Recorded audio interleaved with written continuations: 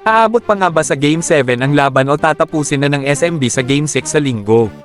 For the first time nga mga idol ay natalo ang Hinebra ng back-to-back sa semifinals kontra San Miguel. Noong Game 4 sa score na 107-82, at sa nakaraang laro 103-92. Madami ang nagulat sa pagkatalo ng Hinebra dahil sa alternate nga daw ang alam ng mga fans na gagawin nila para umabot ito sa Game 7 ngunit hindi nga iyon ang nangyari. Madami kasi ang nagsasabi na scripted ang seryeng ito dahil sa sister team nga sila kaya naman bigayan muna hanggat kumita ang SMC lalo na ang PBA. Base sa napanood ko sa unang 4 na laro ay naniniwala ako na bigayan ang nangyari, ang plano nga ay magtabla ang laban sa 2-all at magiging best of 3 na lamang ito. Pero sa laro kagabi ay masasabi ko na wala nang bigayan na nangyari dahil all out na ang dalawang koponan.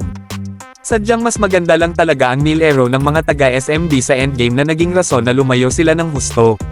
Sa tingin ko din kasi ay nahirapan si Coach Tim Cone sa pag-decide kung aalisin ba si Ahan Misi sa laro o magstay dahil sa ganda ng laro, naging rason kasi ito ng pagka-bench ni Stephen Holt at maging si RJ Abarrientos. Isa pa si Troy Rosario na hindi naging maganda ang laro dahil sa mga open shots na hindi niya naipapasok after ng kanyang offensive rebounds. Ganon din kay Jepet Aguilar na foul trouble nga na kung saan ay madami pang natitirang oras sa halftime ay 3 fouls na agad ito at sa umpisa ng third ay muling nakakuha ng foul. Nawala nga ang pinakamalaking lamang nila sa second matapos umupo itong si Jepet.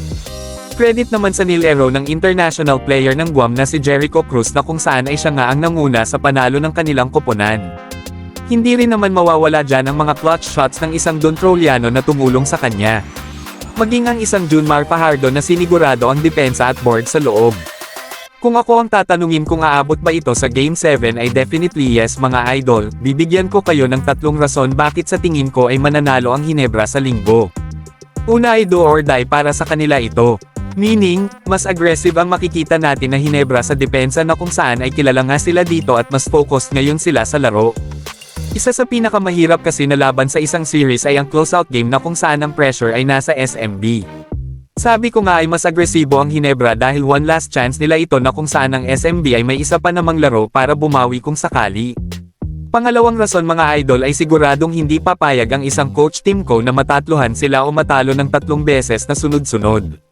Noong Hinebra at Coach Tim Cone ay hindi basta-basta nagpapatalo ng 3 beses, hindi pa nga yan nangyari sa kanila sa conference na ito kaya naman mas lalong di nila gugustihin na sa semifinals pa ito mangyari. Ang pangatlong rason ay panigurado mas gugustuhin ng SMC, PBA, at ng mga fans na magkaroon ng Game 7 dahil sa matagal nang hindi nangyari ito. Of course nandyan na din ang kikita ang PBA kung aabot pa ito ng Game 7. At ang sabi nga nila na best 2 words in basketball, Game 7. Ikaw idol, tatapusin na ba ng SMB? O makakabawi ang Barangay Hinebra?